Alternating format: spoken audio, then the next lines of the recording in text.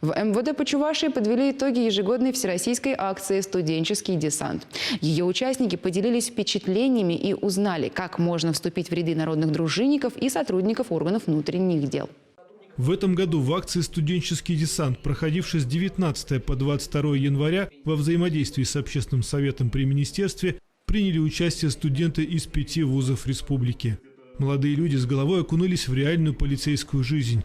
Познакомились с деятельностью сотрудников патрульно-постовой и дорожно-патрульной служб, экспертно-криминалистического и кинологического центров, участковых уполномоченных и инспекторов по делам несовершеннолетних. Кроме того, студенты попробовали себя в роли бойцов полицейского спецназа и оперативных дежурных службы 02. Я не ожидал, что настолько масштабна система МВД. Я бы обязательно сходил еще раз и позвал много знакомых.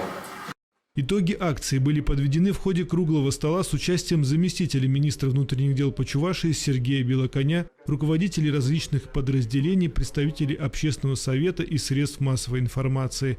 Студенты не скрывали, что акция позволила им по-новому взглянуть на профессию полицейского. Благодаря этой акции я попала внутри, так скажем. Мне очень понравилось, и это вызвало больше желания прийти служить. По словам начальника управления по работе с личным составом министерства Дмитрия Андреева, МВД сегодня нуждается в квалифицированных кадрах. Полковник внутренней службы подробно разъяснил о требованиях, предъявляемых кандидатам. Свой вклад в правопорядок можно внести и будучи народным дружинником.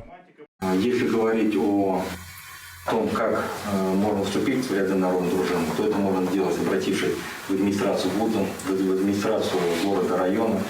Я хотел бы вам оставить наши контактные телефоны МВД 24 24 16. Подводя итоги акции, участники не сдерживали эмоций.